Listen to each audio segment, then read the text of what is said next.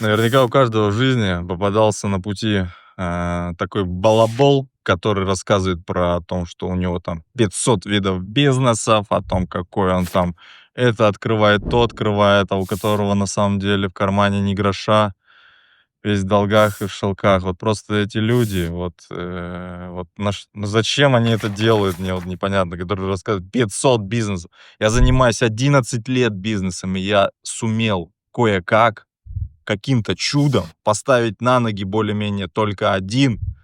И я не представляю, как бы я его ставил на ноги, будь у меня второй, третий или еще там что-нибудь. Конечно, если называть каждую шаурмечную своим бизнесом, то, наверное, да, можно сказать, что у тебя 500 бизнесов, а реально достойное дело, ну, может быть, один, два, три максимум 3.